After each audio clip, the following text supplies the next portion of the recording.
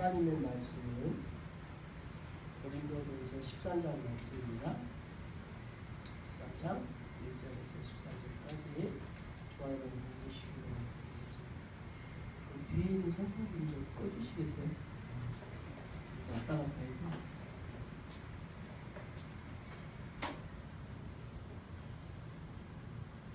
고린도전서 13장 1절에서 13절까지 여러분이 해주시도록 하겠습니다. 내가 사람의 방언과 천사의 말을 할지라도 사랑이 없으면 소리나는 구리와 우리는 꽹과리가 되고 내가 예언하는 능력이 있어 모든 비밀과 모든 지식을 알고 또 산을 옮길 만한 모든 믿음이 있을지라도 사랑이 없으면 내가 아무것도 아니요.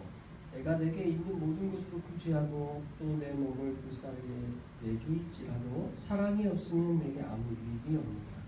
사랑은 오래 참고 사랑은 온유하며 시기하지 아니하며 사랑은 자랑하지도 아니하며 교만하지 아니하며 불의를 행하지 아니하며 자기 유익을 구하지 아니하며 성내지 아니하며 악한 것을 생각하지 아니하며 불의를 기뻐하지 아니하며 진리와 함께 기뻐하고 모든 것을 참으며 모든 것을 믿으며 모든 것을 바라며 모든 것을 견디느니라.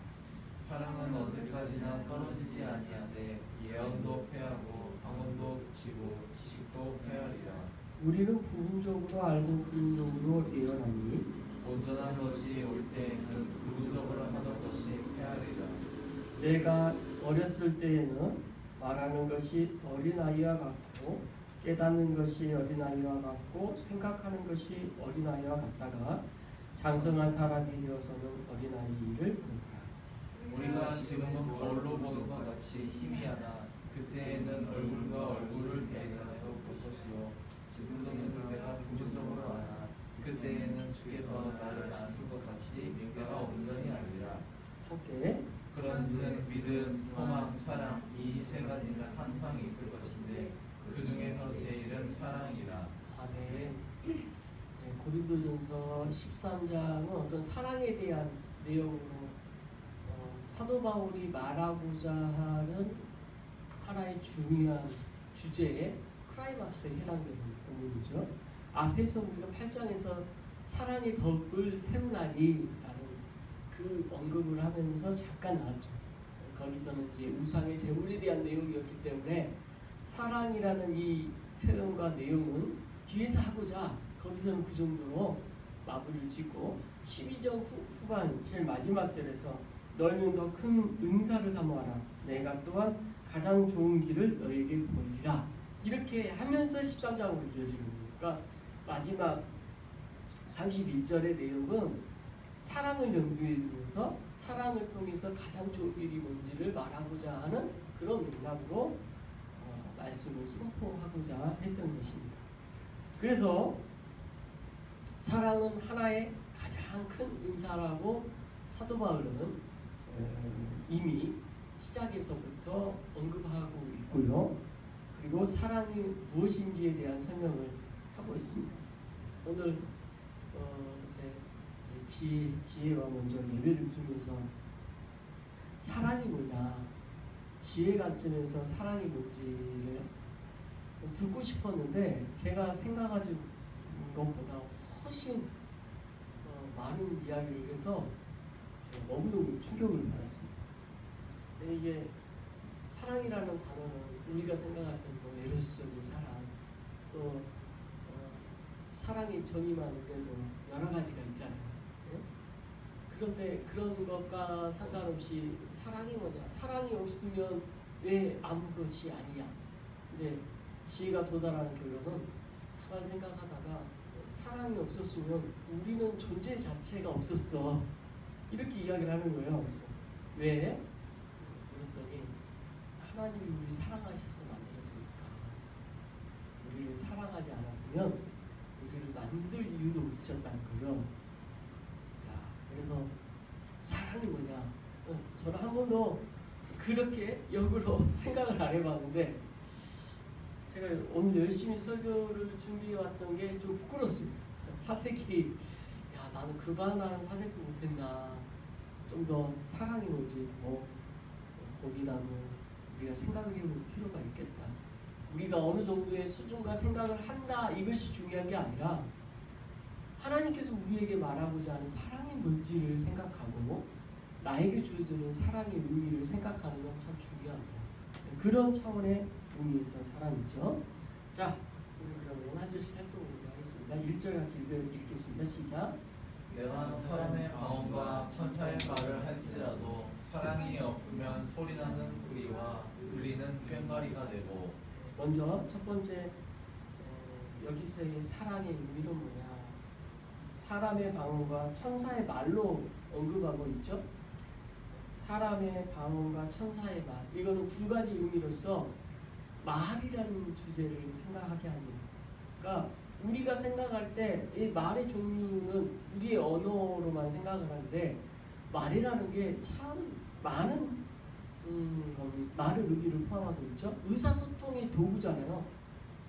언어도 의사소통이 되지만 우리가 바디랭귀지라고 하는 것도 의사소통의 도구가 되고, 근데 여기서 사도 바울이 말하는 것은 지금 의사소통을 총체적으로 말하고자 하는 거죠. 인간이 인간일 수 있는, 그러니까 그냥 인류학자들이 사람의 가장 독특한 특성을 언어로 보거든요. 말. 의사소통을 할 수 있는 이 언어, 그리고 이 언어가 텍스트화돼서 다음 세대로 전수되는 거, 이게 다른 동물들과 너무 다르다.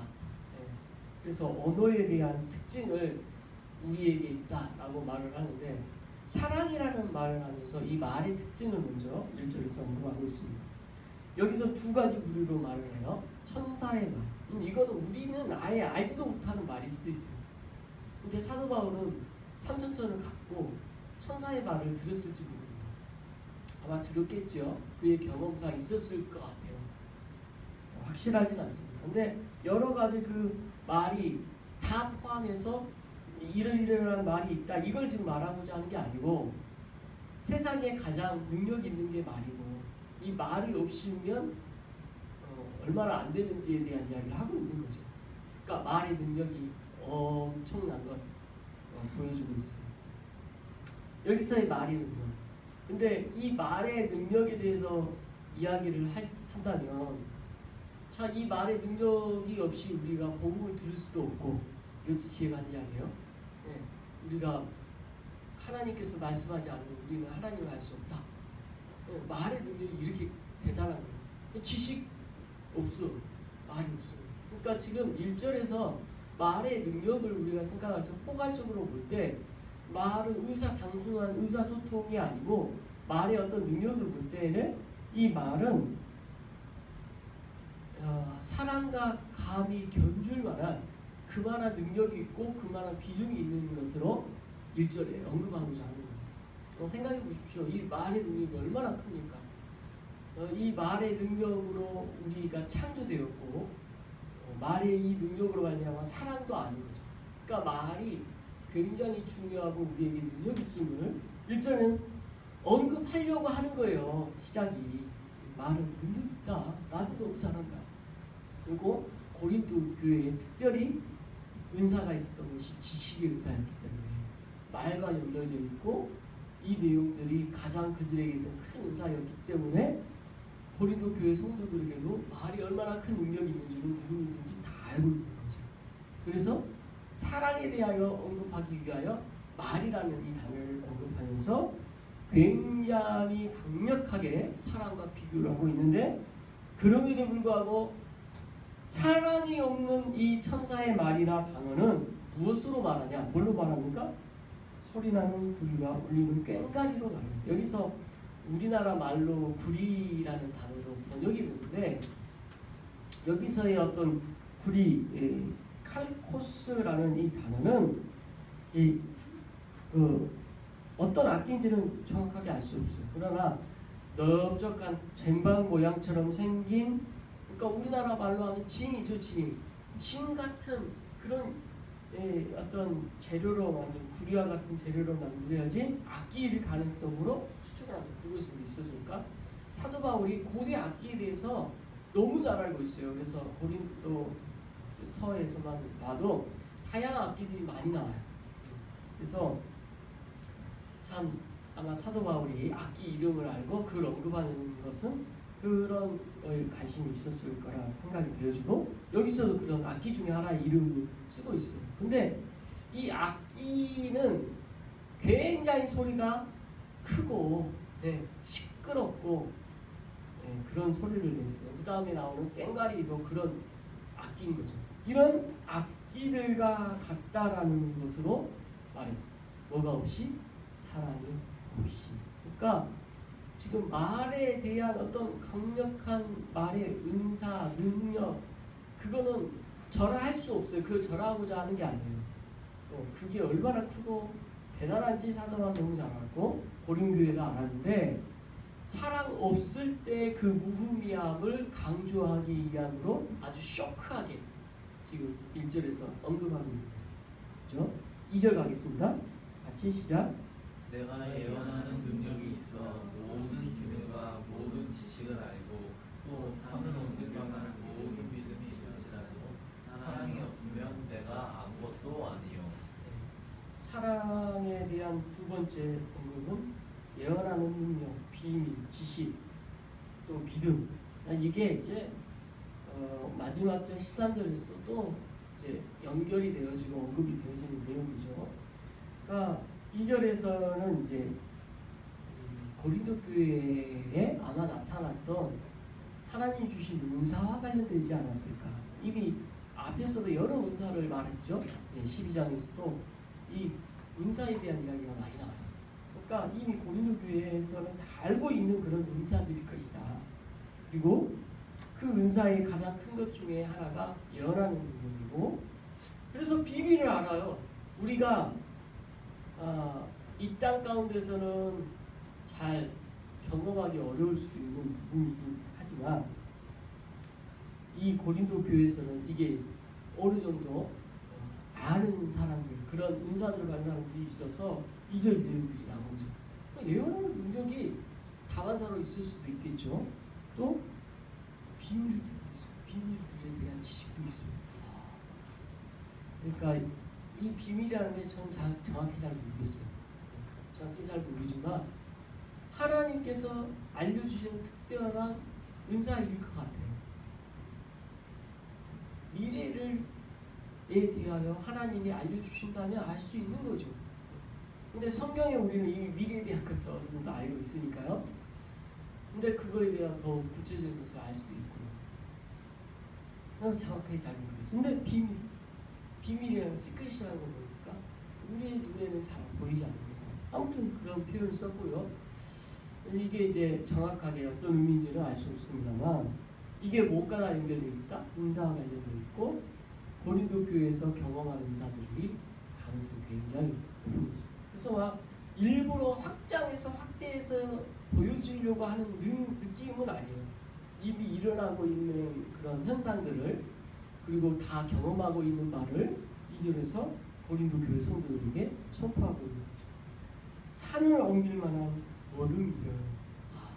믿음의 단어가 산을 옮길만 할 수 있는 것을 예수님께서 언급하셨잖아요. 기둥으로 산을 옮긴다. 그런 언급들을 떠오르게 하면서 2절 말씀이 진행됩니다. 그러면서 또 뭘 말해요? 사랑이 없으면 어떡해요? 아무것도 아니에요. 그래서 지금 1절과 2절에서 우리가 내용의 하나하나를 아주 잘 짜서 이게 뭐다라고 정리하기는 어렵지만 두 절을 이렇게 종합해서 볼 때 문맥상의 의미를 볼 때 뭘 말하고자 하는지를 확실히 알 수 있어요. 뭐예요? 사랑이 없으면 아무것도 아니다. 이게 이 문맥상의 명확한 이게 앞에 그 무엇이 됐든 그게 얼마나 위대하고 대단한 것이든 무엇이 없으면 사랑이 없으면 아무것도 아니다. 그만큼 사랑이 중요한 이야기를 하고자 하는 거죠. 자, 또 한 번의 강조를 이렇게 합니다. 한 절 같이 읽어볼까요? 시작. 내가 내게 있는 모든 것으로 기재하고 또 내 몸을 불사르게 해줄지라도 사랑이 없으면 내게 아무 유익이 없느니라. 3절은 또 다른 각도에서 그러니까 1절, 2절에 어떤 대단한 어떤 사랑만큼 견줄 만한 어떤 것들 계속 이야기를 하면서 3절에서 또 다른 한 번의 각도로 구제라는 어떤 개념으로서의 설명이 3절에서 나옵니다. 여기서의 구제, 이때 당시 최고의 구제는 뭐냐면 내가 다른 사람을 위해서 내 목숨까지 희생하는 걸 최고의 구제라고 생각을 해요. 최고의 희생. 그것까지 이르라 할지라도 뭐가 없으면, 사랑이 없으면 아무것도 아무 의미 없는. 야, 그러니까 이 세 개의 절에서 사랑이 없으면 아무것도 아니라는 것을 앞에 대단한 것을 놓고 이렇게 사랑이 없으면 아무것도 아니다라는 문장식으로 열거를 하고 있는 거죠. 그러니까 이 말씀을 읽을 때 이 앞에 세 절에 대한 느낌이 뭐냐면 고린도 교회의 1절, 2절, 3절에 관련되어 어떤 그런 은사들이 있을 수 있고 대단한 능력들이 나타날 수가 있어요. 구제의 능력도 나타날 수 있고 지식의 은사, 믿음의 은사, 또 말의 은사, 이런 여러 가지 은사들이 다양하게 나타날 수 있지만 뭐가 없으면, 사랑이 없으면 아무것도 아니다라는 이야기를 하는 거죠. 이어서 이제부터 본격적으로 사랑이 뭔지에 대한 설명을 하죠. 4절 같이 읽겠습니다. 시작. 사랑은 오래 참고, 사랑은 온유하며 시기하지 아니하며, 사랑은 자랑하지 아니하며 교만하지 아니하며. 사랑은 그래서 오래 참고 온유하며 시기하지 아니하고 자랑하지 않고 교만하지 않는다. 그래서 사랑에 대한 설명의 첫 번째는 오래 참는 것부터 시작이에요. 야, 근데 우리가 이제 인생사 경험하면서 사랑을 오래 참는 게 쉽나요? 참 어려운 것 같아요. 어려워요. 그리고 오래 참음과 온유함이 엮여서 사랑에 대한 첫 번째 정의가 오래 참고 온유함. 이게 하나님의 성품인데 오래 참고 온유하는 게 우리를 향한 사랑이 하나님의 성품으로 나타내는 바가 되거든요. 이게 사랑의 속성이 제일 첫 번째로 성품되어지고 있습니다. 이 사랑의 속성을 우리는 기억해야 돼요. 오래 참고 온유하다. 그 사람에게 우리가 사랑한다고 할 때 오래 참고 있는가, 우리가 온유하고 있나. 참 저는 어려운 것 같아요. 제 개인적으로. 그런데 이 사랑의 본질이 이렇고, 그러면서 하나님을 생각해 볼 때 이 단어는 이해가 돼요. 내 자신의 가정이면 적용이 안 돼요. 하나님이 나를 어떻게 사랑하고 계시냐 보면 조금 이해가 될 것 같아요. 하나님이 여러분을 어떻게 사랑하시는가? 첫 번째, 참으시고, 첫 번째, 원하시다. 이게 하나님의 우리의 사랑의 고백이고, 또 사랑의 표현이시고, 그리고 이 사랑의 고백은 저와 여러분에게도 주셨고 우리가 하길 원하시는 내용들이에요.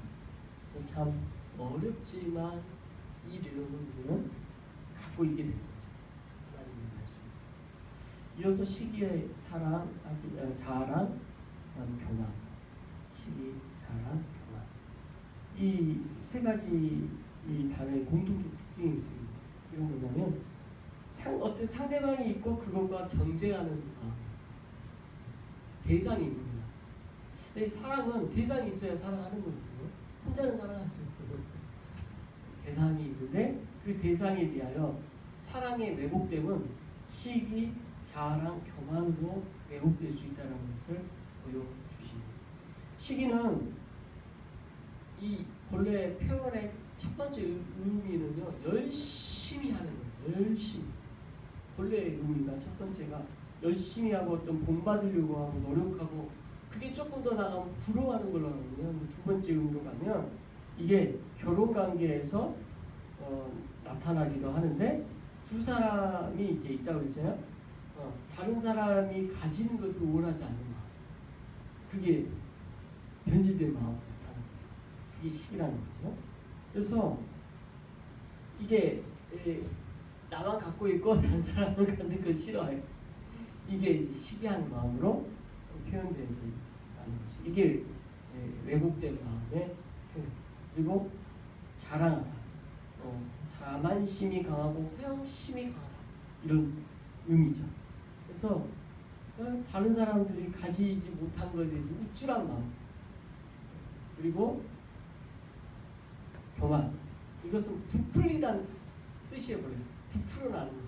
이게 부풀어나는 거니까 과장하고 어떤 사실이 있었겠죠. 근데 그것보다는 더 크게 보이고 싶어하는 마음.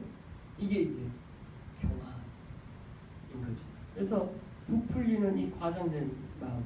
이 세 가지가 사랑의 왜곡됨으로 나타납니다. 그래서 참 시기, 자랑, 교만 이것은 해서는 안 되는데 참 우리가 쉽나요? 이렇게 우리 안에 있는 거죠. 5절 같이 읽겠습니다. 시작. 의의 행하지 아니하며 자기의 유익을 구하지 아니하며 성내지 아니하며 악한 것을 생각하지 아니하며. 여기서 우리 행하지 않는다. 어떤 수치스러운 행동을 하지 않는 걸 말해요. 그러니까 그 행동에 대한 결과와 평가가 이제 수치스러운 행동이 되는 거죠. 그 내용이. 그리고 자신의 것을 추구하지 않는 게 자기 유익을 구하지 않는 것이고, 악한 것을 생각하지 아니하며 그것은 분노하지 않는, 악한 것을 성내지 않으면 분노하지 않고, 악한 것을 생각하지 아니하며 악한 것을 생각하는 것이 아니하는. 그러니까 이것이 사랑과는 다른 방향으로 가는. 말 자체에 뭐 어려운 것은 없으니까 하나하나 묵상하시기 바랍니다. 우리 하지 않는, 수치스러운 하지 않는. 그러니까 이것은 사랑이라는 것은 상대방을 인식을 하고 의식을 하면서 볼 때 더 우리가 깊게 보여지는 거죠. 자, 이어서 6절 말씀으로 가보겠습니다. 시작. 불의를 기뻐하지 아니하며 진리와 함께 기뻐하고. 여기서 사랑은 불의를 기뻐하지 않는다고 합니다. 그래서 진리와 불의를 대조하고 있죠. 무엇을 기뻐하지 않고 무엇을 기뻐하는가? 불의를 기뻐하지 않고 진리는 기뻐한다. 이게 사랑의 속성인 거죠. 그래서 이러한 속성 때문에 7절 말씀을 이렇게 읽습니다. 같이 읽겠습니다. 모든 것을 참으며 모든 것을 믿으며 모든 것을 바라며 모든 것을 견디느니라. 그래서 네 가지 표현으로 사랑에 대한 어떤 묘사를 마무리하고 있습니다. 모든 것을 참고 믿고 바라고 견디다. 이게 앞에 불의를 기뻐하지 않는 것이고 진리를 기뻐하는 것이다 라고 하는 거죠. 이 참 네 가지 동사가 사랑의 속성을 결론적으로 잘 나타내지는 동사인 거죠. 참는다.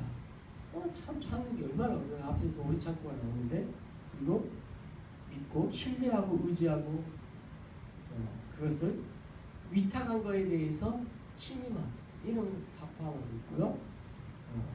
바라고 기대하고 그 기대한 바에 대해서 끝까지 그것을 기대한 바를 없애지 않고 유지하는 거죠. 그리고 견디다.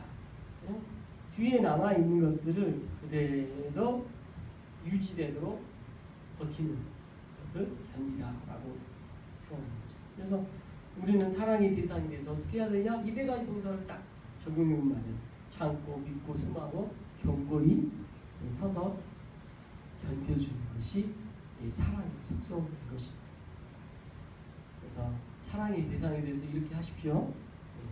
특히 우리 하나님께 이렇게 하시는 거예요. 그리고 사랑하는 가족들과 사랑하는 모든 분들에게 이렇게 해야 되는 거죠. 이어서 8절 읽겠습니다. 시작. 사랑은 언제까지나 떨어지지 아니하되 예언도 패하고 방언도 그치고 지식도 패하리라. 자, 여기서 사랑은 이제 영원하다라는 말 대신에 언제나 떨어지지 않는다 이렇게 반대로 표현하고 있으면서, 다른 것은 이렇게 영원하지 않다라는 것으로 예언, 방언, 지식으로 반대 개념으로 설명하고 있습니다. 정말 우리는 여기서 이 언급에서 사랑에 대한 어떤 영원성을 강조하는 것을 볼 수 있죠. 사랑은 이렇게 계속되어진다는 것, 계속되어지는 속성이 있다는 것을 본문은 강조하고 있습니다. 그러면서 이 8절 이후에 9절, 10절, 11절, 12절이 참 묘사가 참 심오한 묘사를 하고 있어요. 한번 이어서 보겠습니다. 9절, 10절 같이 읽어봅니다. 우리는 부분적으로 알고 부분적으로 예언하니 온전한 것이 올 때에는 부분적으로 하던 것이 패하리라. 자, 여기서 부분적으로 알고 부분적으로 예언하니 부분적으로 아는 것을 패하다. 여기서 부분이라는 것은 지식과 예언과 해당되는 거예요. 그러니까 이 세상에서 우리가 가지고 있는 지식과 예언은 부분적이라는 거예요. 완전할 수 없어요. 우리가 사람이기 때문에 그렇고 하나님의 완전한 지식을 알지 못하는 거죠. 이어서 11절 같이 읽겠습니다. 내가 어렸을 때 말하는 것이 어린아이와 같고 깨닫는 것이 어린아이와 같고 생각하는 것이 어린아이와 같다가 장성한 사람이 되어서는 어린아이의 일을 버립니다. 제가 지금 몸이 계속 지금 안 좋은데 아무래도 잠깐 화장실 갔다 와야 될 것 같아요. 그래서 잠깐 말씀 남은 구절도 잠깐 묵상하고 계십시오. 제가 좀 죄송합니다.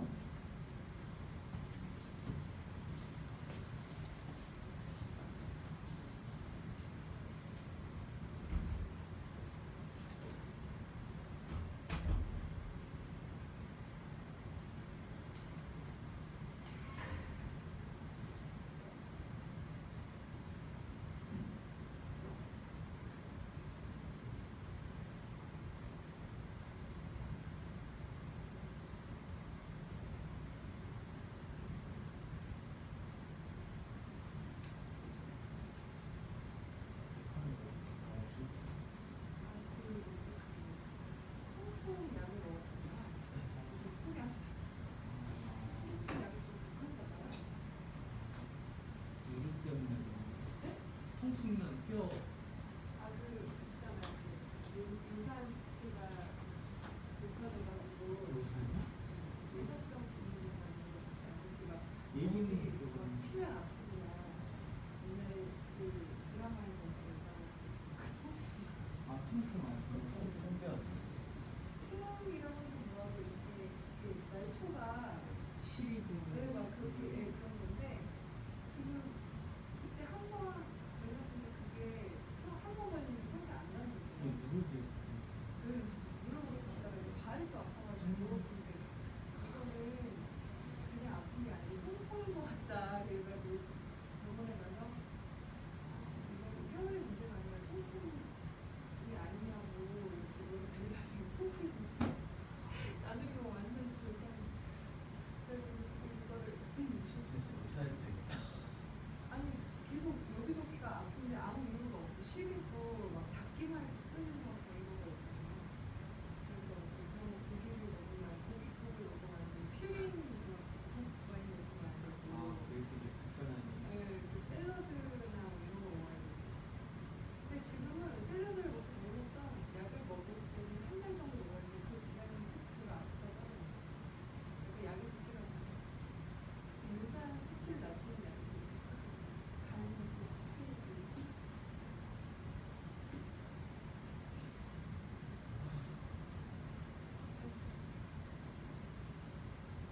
스트레스가 빨리 그 눈물이 있어 다시 일단 스트레스가 만병이 저는 계속 스트레스 한강하고 멍 때리고 있어서 친구랑 같이 가면 되게 좋더라고요. 근데 저 자연공기에서 마시면서 멍 때리고 한강에서는 수업을 아니에요. 서울 갔는데 너무 좋았어요. 그래요? 요새 그런 식으로 저번 주 금요일에 연찬해가지고 한번 갔는데 너무 좋더라고 서울숲. 한강이? 그렇게 생각했지만 내가 이러다가도 죽겠구나 안 되겠다 내 자신 생각해가지고 이런 시간을 봤어요. 그리고 스트레스를 받는 성향이 따로 있는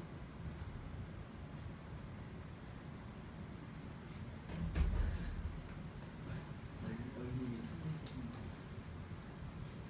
이상하죠, 우리. 자, 계속해서 말씀 다시 한번 읽을게요. 11절 말씀 다시 한번 읽겠습니다. 시작.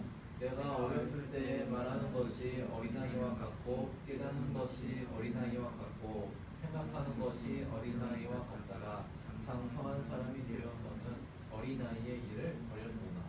앞에서 부분적이라는 것이 지식과 예언과 연관됐다고 말씀드렸죠.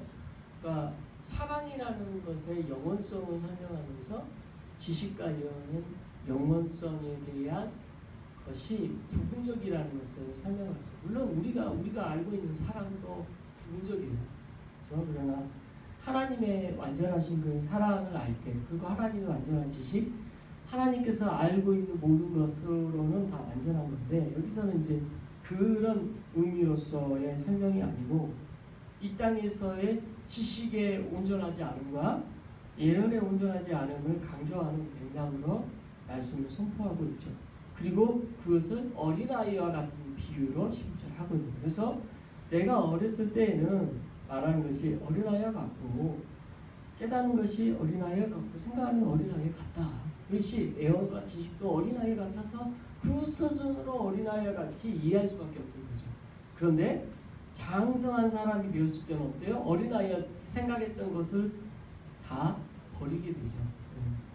실은 어렸을 때 무슨 생각했는지 기억이 나나요? 저는 기억도 안 나는데 그러게요. 이게 어린아이와 같은 생각, 일. 근데 여기서는 11절에 그걸 지식과 예언에 대한 비유로 설명하고 있습니다. 이어서 12절 같이 읽겠습니다. 시작. 우리가 지금은 거울로 보는 것 같이 희미하나 그때에는 얼굴과 얼굴을 대하여 볼 것이요 지금은 내가 부분적으로 아나 그때에는 주께서 나를 대신할 것 같이 내가 온전히 알리라. 자, 그래서 지금은 거울을 보는 것 같이 희미하다. 지금 오늘날의 거울이 아니에요. 여기서의 거울은 어떤 거울이냐면 이때 당시의 거울은 동판으로 거울을 만들었어요. 동판. 그러니까 동판으로 거울로 만들었다라는 것은 만들어진 그 거울로 온전히 내 얼굴을 정확하게 보기가 어려워요. 그러니까 투명성도 약하고요. 오늘날에 만들어진 거울의 면이 아니었기 때문에 울퉁불퉁하고 그래서 깨끗하게 안 보이고 또 색깔도 우리의 색상이나 얼굴을 볼 수 있는 그것도 아니었던 거예요. 그래서 동 앞에서도 구리와 같은 재료, 그 구리가 표현되어 있는데 이때 당시에는 구리로 많은 걸 했거든요. 그걸로 거울을 만들었다고 생각해 보십시오. 그러면 우리가 저 반투명 거울로 보여준 뒤에 저 거울로 보여준 것도 불편한데 그거보다 더 희미하게 보였다고 생각하면 지금은 거울로 보는 것이 희미하나 이게 이 의미가 분명히 사물이 있긴 보여. 있어. 나라는 걸 알 수 있어. 그리고 그것이 나를 표현하고 있는 것을 아는데 어느 정도 보나 희미하게 보인다. 이해가 되죠? 그때에는 얼굴과 얼굴을 대하여 볼 것이 그때가 뭐겠어요? 마지막 때를 말합니다. 그러니까 마지막에는 그때가 되면 하나님 앞에 우리가 설 때가 되면 내 얼굴을 얼굴 만든 것 같이 명료하게 나를 상대 쪽에 있는 것을 보게 되고 지금은 내가 부분적으로 알아요. 그래서 지식이든 사랑이든 예언이든 제가 볼 때는 다 지금 우리가 알 수 있는 것이 부분적이에요. 근데 여기서는 이제 사랑에 대하여 지식과 예언을 지금 부분적으로 한다라는 설명을 하고자 하니까 이제 거기에 초점이 있겠죠. 지식과 예언. 그때에는 주께서 나를 아시는 같이 내가 온전히 알리라. 그죠? 지식과 관련돼서. 그러니까 나에 대해서도 내가 지금은 다 아는 것 같은데 정말 몰랐는데 마지막 때 되면 내가 어떤 존재인지 더 명료하게 알게 되는데 지금도 나는 내 자신에 대해서 너무 죄된 것이 많아서 제대로 알고 싶지 않은데 그때는 더 정확하게 아니면 뭘 알게 될지 내가 모르겠지만 아무튼 이렇게 안다고 표현합니다. 그래서 희미하다라는 이 표현으로 마치 우리가 안개 속을 걷는 것처럼 한 치 앞도 안 보이는 그런 모습을 보여주고 있고 문자적으로 이 단어를 설명을 하면 수수께끼 안에 있다 이런 느낌입니다. 그러니까 계속적으로 우리는 지금 그런 희미한 가운데 있어지는 상황이 지식과 예언을 통해서 아는 정도라는 것을 언급하고 있는 것입니다. 그래서 여기서 그렇게 언급하면서 이제 13절 마지막 절 이렇게 선포하죠. 같이 읽습니다. 그런즉 믿음, 소망, 사랑 이 세 가지는 항상 있을 것인데 그 중에서 제일은 사랑이라. 여기서 믿음, 소망, 사랑 그 중에 더 위대한 것은 사랑이다. 이렇게 직역하면 되거든요. 그러니까 이게 다 있을 거란 말이에요. 마지막 때까지는. 그러나 그 중에 가장 우리가 중요한 것, 가장 우리가 귀히 여길 만한 것, 가장 위대한 것, 이게 뭐냐? 사랑이다. 이 사랑에 대하여 이렇게 언급한 바에 대해 우리는 참 많은 것을 생각하게 합니다. 지금 고린도 교회를 볼 때 이 사랑에 대한 강조와 언급은 더 중요한 상황이었어요. 왜냐하면 앞에서도 말씀드렸지만 교회가 계속 분열되고 있어요. 유대인 그리스도인과 이방인 그리스도인, 또 은사별로, 또 당을 져서 누구를 따른다 해가지고 당파를 줘요. 또 어떤 정죄함도 많고 지식이 많으니까 그런 식으로 계속 교회가 분열되어져 있는 이 상황에 그들의 각자 이야기 들어보면 다 맞는 이야기를 할 수 있어요. 왜? 각자의 다 입장이 있으니까요. 그죠? 참 그게 어려워요. 각자 입장에서 다 다른 이야기를 하고 있지만 각자 입장에서 들어보면 다 틀린 이야기가 하나도 없어요. 이게 참 어려운 문제죠. 근데 이 어려운 문제를 해결할 수 있는 유일한 방법이 뭐냐? 사랑밖에 없다라고 사도 바울은 결론내리는 거죠. 그러니까 오늘날 우리가 교회에서 신앙생활을 하고 있지만 이 교회 안에서도 사랑이 없는 신앙생활을 한다면 똑같은 현상이 있겠죠. 우리 교회가 아무리 은사가 많고 뭐가 지식이 많고 한다 할지라도 사랑 없는 교회는 어떻게 될까? 이 고린도 교회와 같은 어려움이 똑같이 있게 되는 거죠. 그런데 어떤 교회든 완벽한 교회가 있을 수가 없고 사람인지라 다 고린도 교회 모습이 있는 거죠. 그래서 우리에게는 또 하나의 교훈 중에 우리 역시 고린도 교회와 같은 면이 있고 그래서 우리에게는 이 말씀을 보는 것은 그래서 필요하다. 우리에게 사랑이 어떤 의미인지를 다시 한번 묵상하자는 것입니다. 제 말씀 마무리합니다. 참 사랑이라는 이 성경 본문을 보면서 묵상을 더 해야 될 본문인 것 같습니다. 주님 우리에게 주시고자 하는 말씀을 우리나리 그 위에도 더 무엇이 있을까? 우리 각자에게 사랑이 있는 의미고 주를 사랑하라는 그 사랑의 의미고 이웃을 내 몸같이 사랑하라는 사랑의 의미가 뭔지 그리고 각자에서 실천할 수 있는 건 뭔지 한 주간 묵상하시면서 열심히 그리스도인을 축원합니다.